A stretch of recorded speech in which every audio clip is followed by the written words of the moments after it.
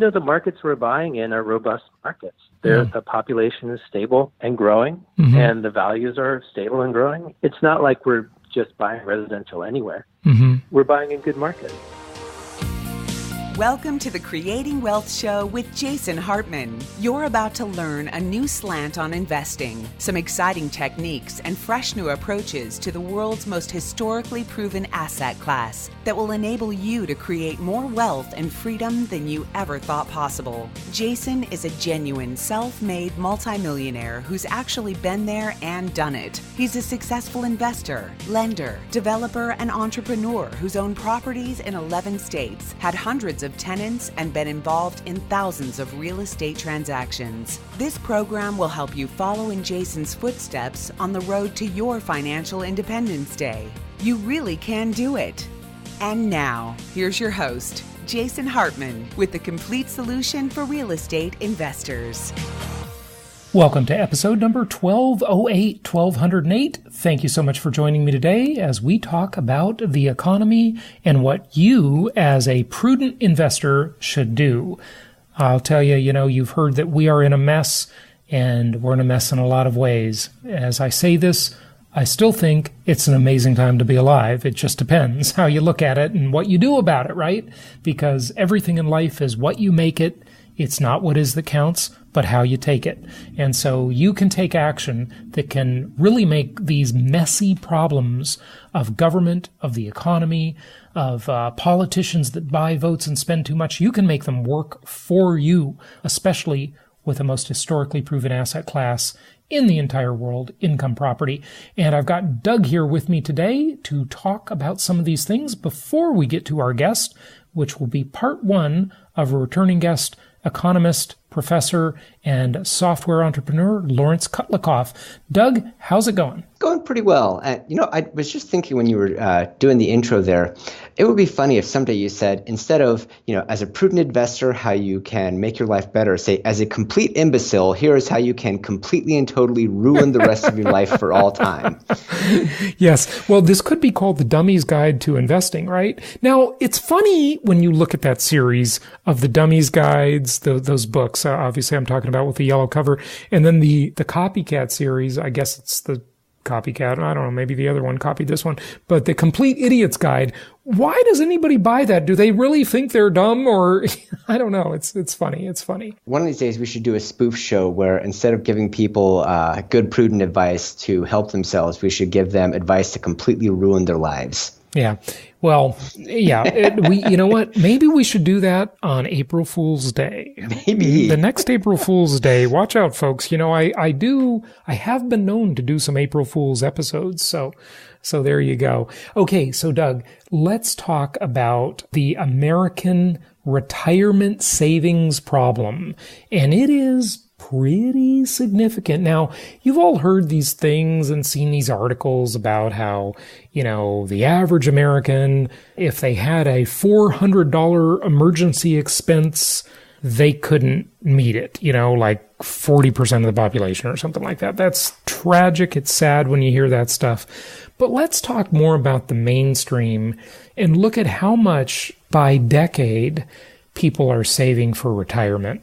And Laurence Kotlikoff is going to talk more on part two of this interview that you're about to hear part one of today, about how you can even out these expenses. And Doug, one of the things that occurred to me during this interview with Laurence, he's been on several times, but one of the things that's kind of odd is that what some people listening may not realize is that, most financial planning is about, let's be more prudent, let's save for a rainy day, et cetera, et cetera. But some people might realize that they're actually not living it up enough. And that's kind of an interesting twist. But for most people, not our listeners, but most people in America, the opposite problem is true, isn't it? Almost certainly. Yeah. Almost certainly. One of the things to think about also is that when you're talking about retirement planning, taxes get really important when you get into retirement also. Oh, yeah. Because one situation that I've actually seen to some people who are very close to me in my life is where they were very successful in their life. They accumulated quite a bit of retirement assets, and they were almost all in a traditional IRA. where they were subject to required minimum distributions. Well, so now that presents a couple of problems. Number one, this is known as the RMD problem. RMD. Yeah, required minimum. So they got to take at 59.5, you can start taking distributions. At 70, you're required to take distributions. Correct. I believe those are the ages, right? Correct. In their case, they have been very successful. And by the time you put their RMDs plus their Social Security plus a couple of pensions that they have accumulated, they're already over 150,000 in AGI. So, adjusted for example, gross income. Correct. Thank you. So now what happens is now they can't get a depreciation offset from something like rental property, which they recently purchased, without being a real estate professional, which they have no interest in doing. So now they have this suspended depreciation that they can't get a benefit from. And so that's one of the things is that we see articles all the time about save enough for retirement, make sure you save for a rainy day, but also make sure you save it in the right way, because otherwise, if you're really successful, you could paint yourself into a corner for taxes. Yeah. Okay. So let me make a comment on this before you go too far. This is one of my many qualms about the absolute scam known as the financial services industry. Okay. It has sold this really silly idea ever since retirement accounts came along, okay? And when these plans came along, you saw all the financial advisors out there with their charts and their graphs, and you'd see these over and over, throw money into your IRA, right? Or your 401k, because the myth that has been sold to people is like this tragic myth. Oh, when you take the distributions out, you'll be earning less money, so you'll be in a lower tax bracket. Well, here's two giant flaws with that. And Doug, I can't wait to hear what you're going to have to say about this, because I don't think we've talked about it before. The one flaw is that the government will actually keep tax rates the same. Folks, you're going to hear in this interview with Laurence Kotlikoff that the government is broke, okay, and has a $239 trillion obligation coming at it in terms of unfunded entitlements. So the tax rates are not likely to be lower in the future, okay? That's the first thing. But the second thing is, it's telling you should be poorer in the future. Who wants to be poor? I want to be richer when I retire. Doug, what do you think? I think those are two giant flaws with this pitch that they have. I would add a third giant flaw too, which is that almost every financial advisor graph is based on the assumption that the S&P 500 or whatever index they invest in is going to continue appreciating at prior rates.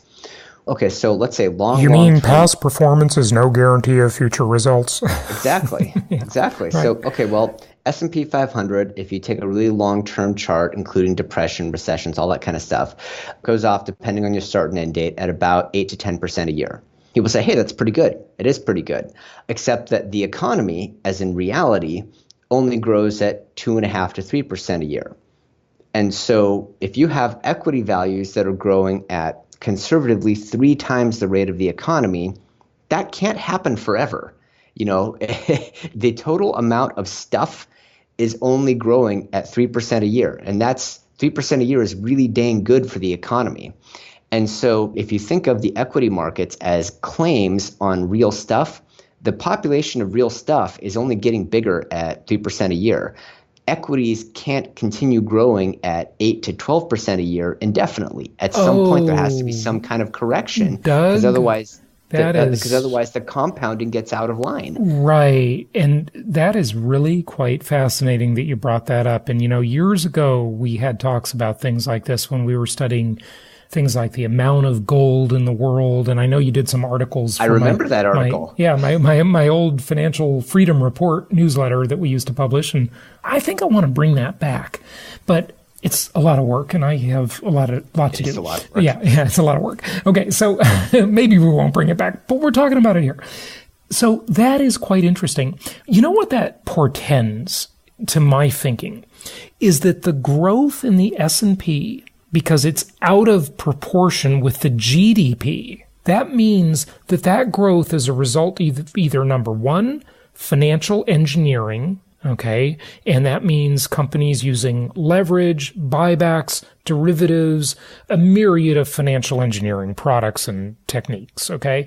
Or number two, it's a result of too much forward thinking, otherwise known as speculation or gambling.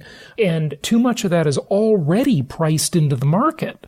What do you think? I think it's the latter. Mm-hmm. And I also think that it ties into what you were saying with the retirement accounts, because when the ERISA Act, and I don't remember off the top of my head what ERISA stands for, but it's something like Employee Retirement, Income Savings Act. Yeah, or something like that. Yeah.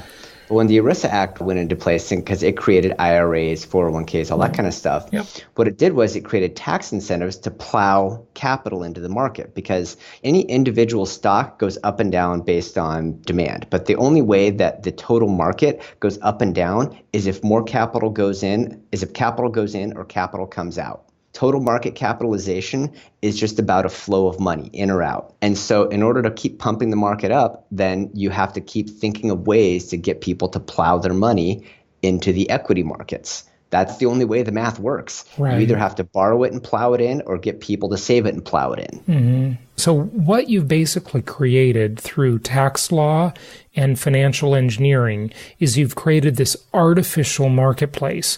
Now, certainly you can argue that Fannie Mae and Freddie Mac created an artificial marketplace, and I would agree with you wholeheartedly. You can argue that the subprime mortgage fiasco before it went down the tubes created an artificial marketplace, and I would agree. You can argue that Sallie Mae insuring student loans created an artificial marketplace, and I would agree completely. So you have all these artificial marketplaces, and it's really hard to tell what's real, because whenever anything's artificial, like Wall Street is compared to Main Street, you have the potential for a very ugly bubble, a very ugly correction, don't you? Absolutely. And kind of bringing it back to real estate, the thing that I like about the real estate value equation is that it's based on prudently leveraging normal inflation. So basically, let's just say the real rate of appreciation for a property is 0, and that all of the appreciation for properties are inflation, which you can make a very convincing case for that. Okay, well, if the real appreciation rate for a property is 0 and it only stays consistent with inflation, and I buy it with 80% leverage, well, now that inflation that happens with 0 real appreciation results in a net value gain that is sustainable, because inflation's reality. Right? Inflation doesn't depend on people deciding they're going to keep funneling money into Morgan Stanley. It's reality. It's never going away. In fact, it's more likely than not almost certain to get a lot bigger for a really long time. So I think that's one of the things that's really valuable about the philosophy, is that it not only performs better, but it's more fundamentally sound, because at some point the rate of growth of the equity markets is going to have to revert back toward GDP, because you're just going to run out of stuff for people to buy with all this pretend money. Mm-hmm. Yeah, well, I couldn't agree more. It's quite interesting. One of the things I brought up in the interview with Laurence Kotlikoff is, and I've been saying this for years, but if you look around at the real world versus the Wall Street world, the world of reality versus financial engineering, right? These are two completely different worlds. They do mesh, but they are different. And you look the day before the Great Recession started, usually people think that's when Lehman fell apart. Then the day after, you looked around in the world, that the amount of real assets in the world were exactly the same. There was the same amount of oil, the same amount of gold, the same amount of silver, the same amount of real estate. All the companies that were in business, except for Lehman Brothers, were still selling their widgets. Everything was really the same. It was all still there. All the real assets didn't evaporate. The only way real assets ever get destroyed is through war. Otherwise, they're there. And that's the interesting thing to really ponder about economic swings, isn't it? Yeah, absolutely. And in fact, because you just really love pinning on topics that could go on for hours and hours. There's, a traditional macroeconomic view is that war is good for the economy. That's ridiculous. And war is that is ridiculous because, the only thing war does is kill people and break things. That's it. The only thing war does is destroy stuff. Give them one prop for the war thing, though. If we go with the idea that necessity is the mother of invention, war does force more technological innovation. I think that is actually fair, but that's about the only perk because it forces it to market faster, right? Because if something needs to be invented to win a war, there's more urgency than just, hey, let's go out in the marketplace and get rich. So maybe there's a slight economic benefit to war, but it's minor and temporary because that thing would have probably ultimately been invented anyway. That's true because, if you think about the technological innovation that came out of the World War II era, that's how you got the Saturn rocket that was able to send people to the moon. The technological innovation that came out of the Great Moderation was Facebook and Twitter. I don't know. I think Saturn rockets are way cooler than Facebook and Twitter. That's certainly true, and that gets into a whole another conversation of when are we going to do something great again? Like really build something, like a real space program or, a Golden Gate Bridge or, I don't know. That's a whole nother discussion we don't have time for. But hey, Doug, can you come back? Originally I was thinking don't come back tomorrow, but come back tomorrow and let's just do part 2 and let's dive into the savings by decade topic. We got to get to, Laurence Kotlikoff's, the first half of his interview, and we'll play the second half tomorrow. So it'll be a perfect fit for everything. Can you do that? It's a deal. Okay, sounds good. Hey, without further ado, let's get to our guest, but be sure to go to jasonhartman.com and check out our upcoming cruise in November. That's going to be an awesome cruise, and in cruise time, it is urgent that you get registered. So we got to plan this stuff in advance. It's not like one of our typical conferences where you can wait till the last minute. I know a lot of you do that. Go to jasonhartman.com. It's right on the front page and get tickets for our upcoming cruise today. And let's get to Laurence Kotlikoff, and we will be back with part 2 of this interview tomorrow, but let's do part 1 today. Here we go.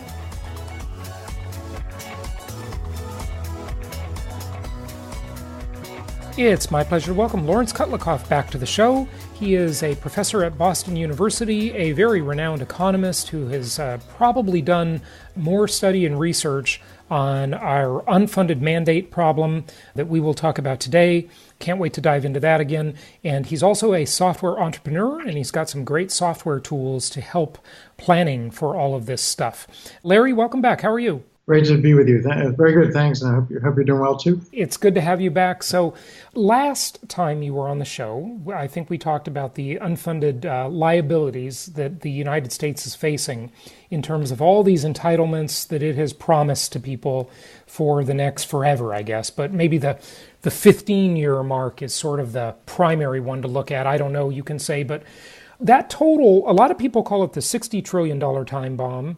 You say it's about, I think last time you said it was about $220 trillion, but even that isn't enough, is it? It's even worse than that, right? Yeah, the most recent number is that our fiscal gap is $239 trillion large. So what is the fiscal gap? So this is putting all the obligations of the government onto the books, and also all the assets, including all the future tax receipts, onto the books, and taking the difference. So you're looking at all the outlays the government is projecting. Those are all the obligations, including paying for the government's lunch, defense expenditures, Social Security, Medicare, Medicaid, all these expenditures into the future as projected by this Congressional Budget Office.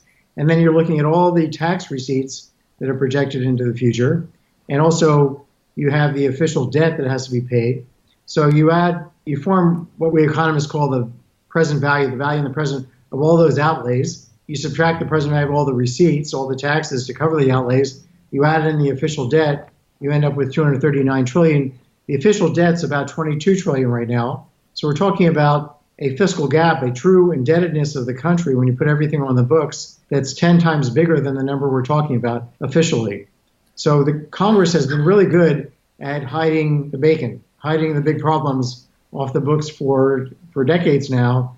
And our kids are going to pay the price, but we're also going to pay the price as well because our kids are not going to be able to afford to pay us off. Right. Wow, that is absolutely astounding. Now, the question is, though, over what time period does the government have? And by the way, I'm guessing you're just talking about the federal government only, because of course states and municipalities have big problems too, especially if you look at Illinois and California, right? Well, I don't know. California's kind of a mixed bag. I haven't paid that much attention to it lately, but as messed up as that state is, it sort of seems like they're doing okay in some ways too. I don't know. It's another discussion, but that's just the federal government. But over what time frame will we have this $239 trillion with a T dollar shortfall? Well, that shortfall is calculated as of today. So the country is short basically 10 years of GDP right now. One way we can deal with this problem is to raise all federal taxes by about 50%. That's not going to work. We just had a big tax cut, right, a couple of years ago. Mm-hmm. But we actually we had a modest tax cut. We need a major tax increase, 50% increase. If we don't do that now, let's say we wait 10 years, well, then we're going to have an even bigger increase. Maybe it's not 50%, 55%. So it's not like there's anything gained by waiting. There's only a bigger burden left to our kids because there's fewer of us around that are now around to pay the higher taxes. If we wait for 10 years, then people that are now, let's say, 80, some of them are going to die, and they will have gotten out from under this problem, scot-free if you like, because they'll die before the taxes are increased. So this is very much a generational equity, a generational fairness question. How much are we going to burden our kids? So we already have a situation where right today, we need a 50% increase that our kids will get hit with for their entire lives, okay? But we too, people my generation, people your generation, will have to pay higher taxes the rest of our lives, but our kids and all future generations will be stuck with this much higher tax burden. That's the best case scenario, Jason. That's the best case. Okay, that's pretty scary. This is not positive at all, but it does seem realistic. But wouldn't those tax increases suppress economic activity, cause capital flight?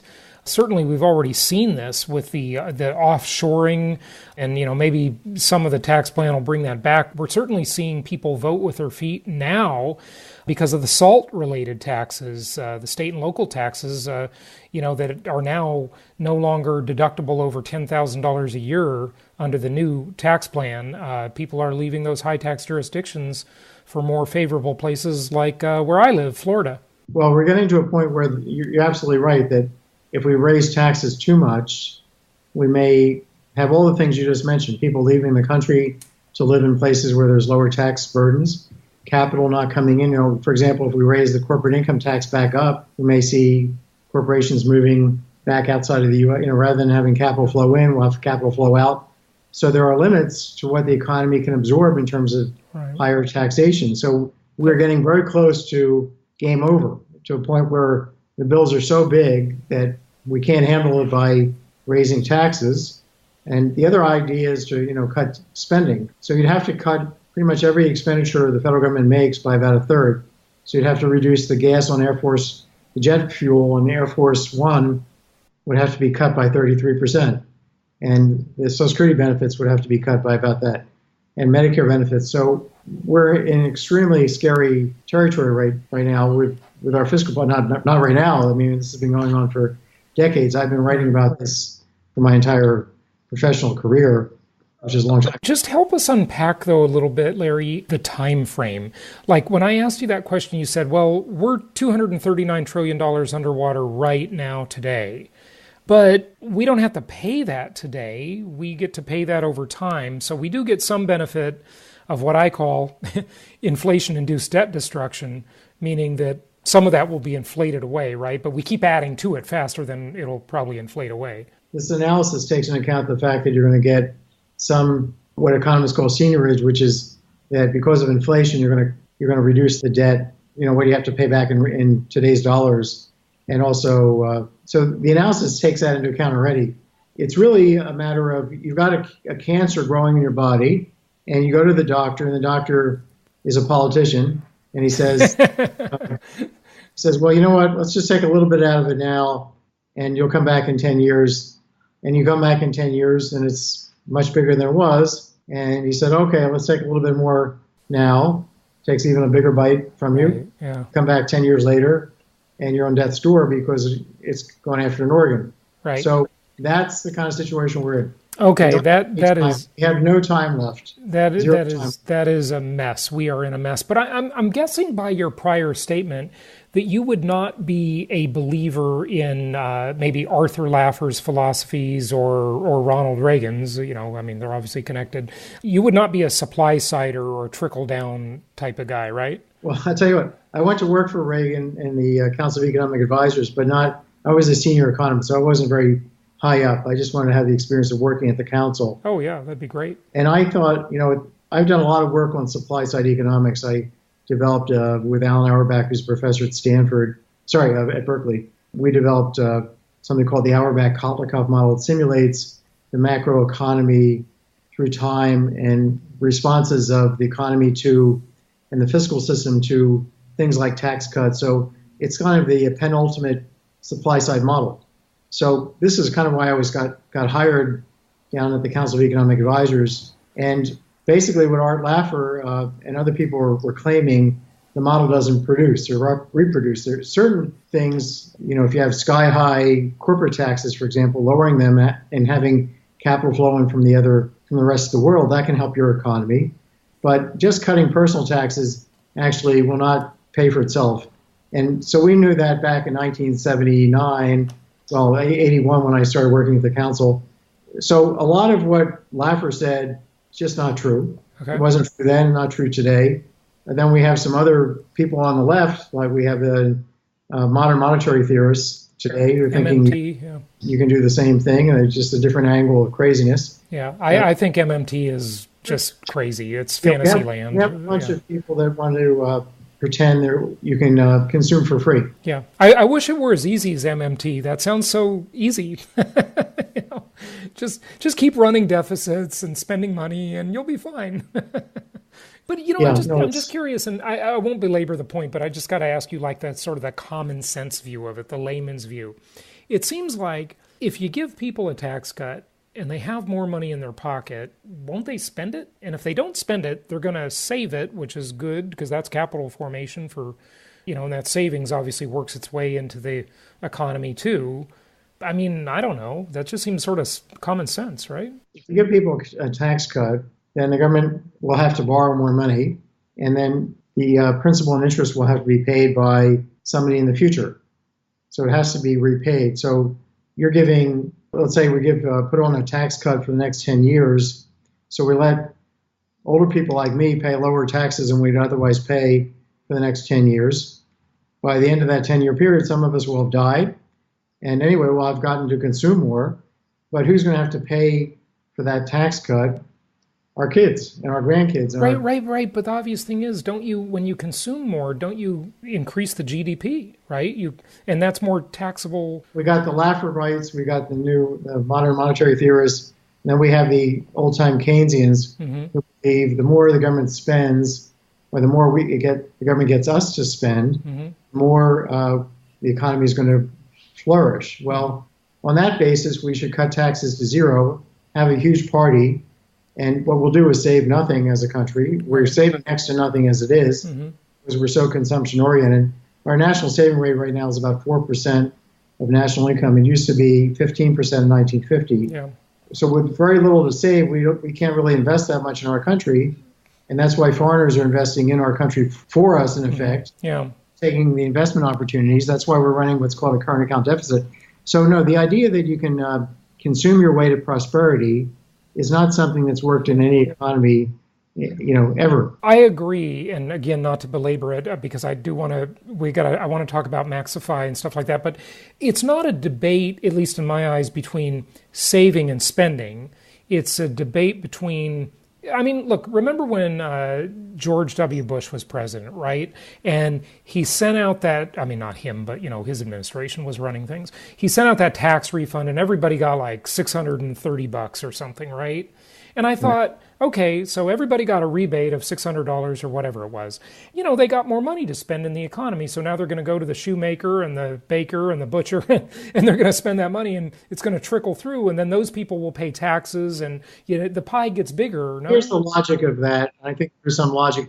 If you're in the middle of a Great Recession like we were, at least it was characterized as a Great Recession. I don't think in the end it would have to be that great. But if you have a situation where everybody gets scared, panicked, so I start laying off my employees who are your customers, and you start laying off your employees who are my customers, and everything starts to melt down. Deflationary spiral, right? Yeah. Well, it's just a economic implosion. Okay. We need something to turn around that psychology, because what happens here is the economy goes from a good equilibrium, a good position, to a bad one.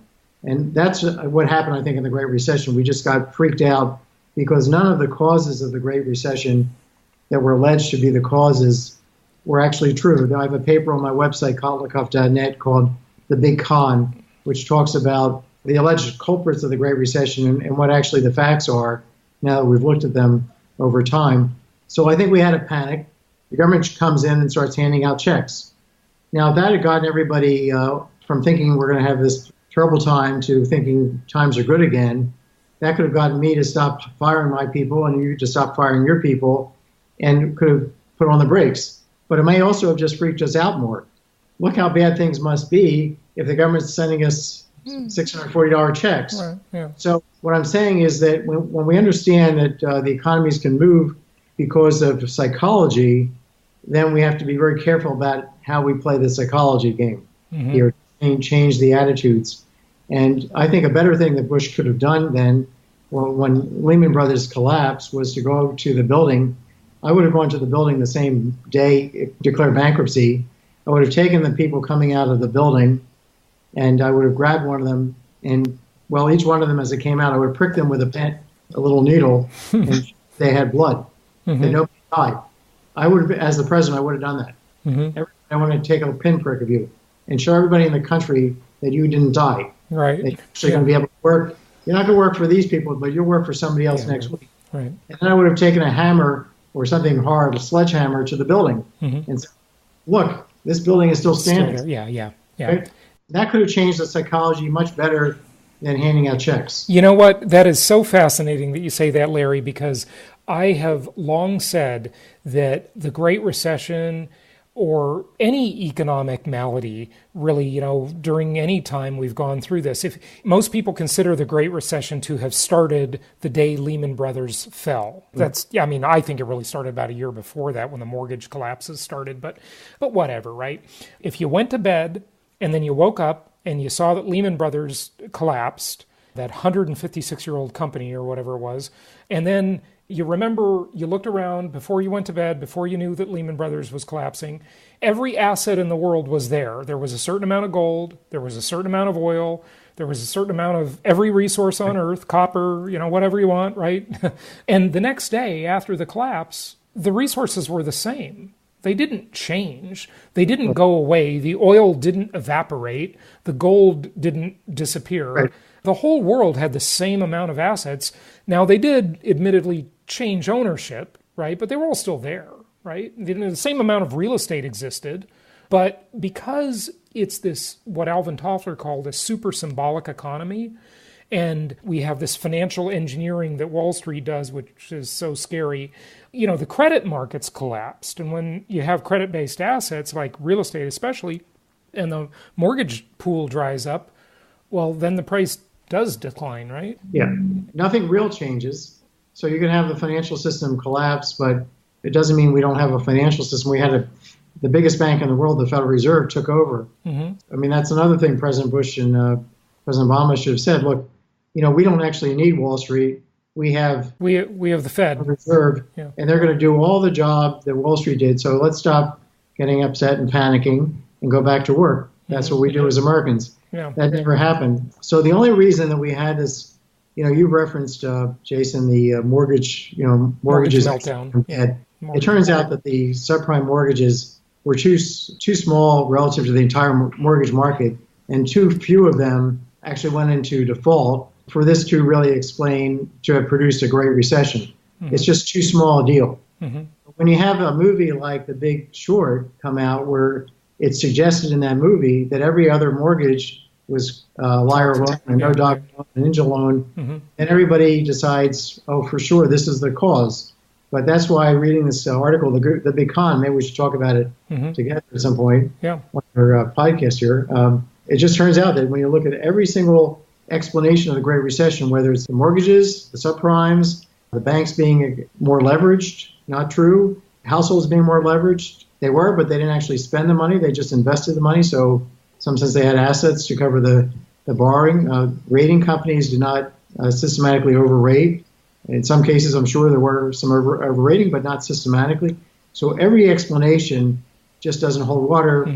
We have time to look at the facts. I can't wait to discuss The Big Con. I'd love to have you back to do that because that sounds fascinating. And I think our ideas about it agree a lot. So one last thing, and then let's talk about the solution as to how people plan for what's coming, okay?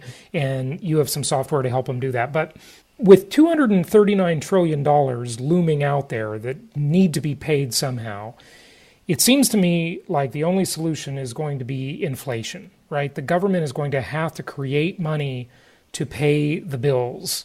I've outlined 6 possible ways that the government could get out of the mess.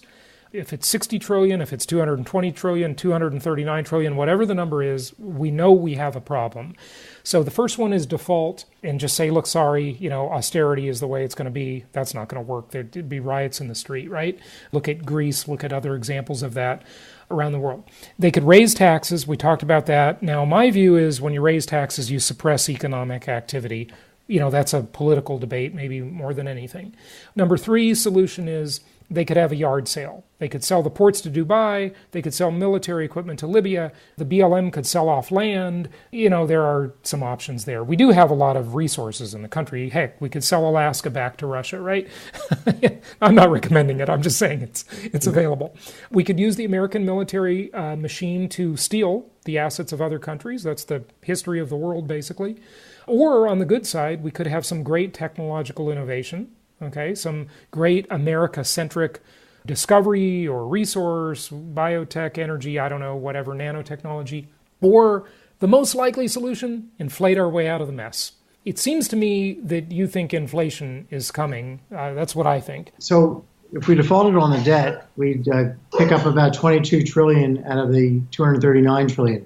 Right. So that's small change, actually. Sure. But it could be an ongoing default.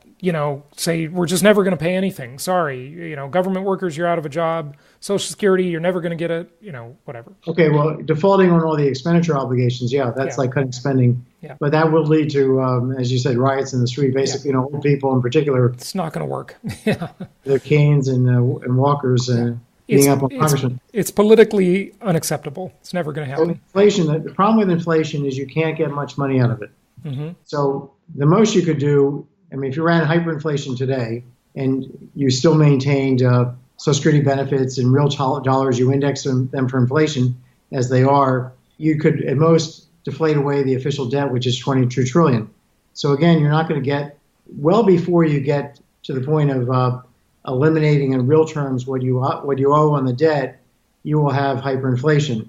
You'll have people treating dollars as a hot potato, and then you'll have money circulating much more rapid clip, and faster money is like more money, so you'll have prices going up because the money is circulating more rapidly. Yep. So inflation, I think, is going to be the first resort of the government, but I don't think it's going to do much except produce a lot of inflation, just like it isn't doing much in Venezuela. The country is still broke. It's not like they're able to invest in any, the government can raise resources by running a hyperinflation. I agree. And it didn't work in Zimbabwe or Hungary or Weimar Republic or anywhere else. But we have one major advantage, the reserve currency, the biggest military. The U.S. is in, admittedly, a better position than any of those, right? Just, we have the advantage just until we lose it. Now, the British pound was the reserve currency until, Soros, I guess, well, after World War II, after World War II, it became the dollar. I don't know whether you would date the dollar's preeminence before World War II or not, but anyway, certainly after World War II, it was the dollar. Yeah. And there's nothing that says it can't turn into the yuan, right? the Chinese currency, because people will move out of the dollar if the dollar is not trustworthy, and if its real value is depreciated because prices are going up. Yeah. It could happen, I agree. I just don't see it happening soon. It can certainly happen. I mean, but when you've got the biggest military and you're the biggest customer of the world. Let me explain one thing, though, on this front. The U.S. has about 17% of world GDP right now. So we might be thinking that we had like 30% or 50%, but no, we're actually a small share. We're a significant but not dominant share of world GDP. At the end of the century, just in about 80 years, we're projected to have about 5% of world GDP. So we're going to be to the world in 2100 what Germany is to the world today in terms of our economy size. Yeah, fair enough. So the idea that we can have this hegemony over the world for decades, forever, is not the case. So I think we need to start understanding our place in the world is not what it was in 1950, and that's not going to be even where it is today down the road. This will be continued on the next episode. Thank you for listening and happy investing. Thank you so much for listening. Please be sure to subscribe so that you don't miss any episodes. Be sure to check out the show's specific website and our general website, hartmanmedia.com, for appropriate disclaimers and terms of service. Remember that guest opinions are their own, and if you require specific legal or tax advice or advice in any other specialized area, please consult an appropriate professional. And we also very much appreciate you reviewing the show. Please go to iTunes or Stitcher Radio or whatever platform you're using and write a review for the show. We would very much appreciate that. And be sure to make it official and subscribe so you do not miss any episodes. We look forward to seeing you on the next episode.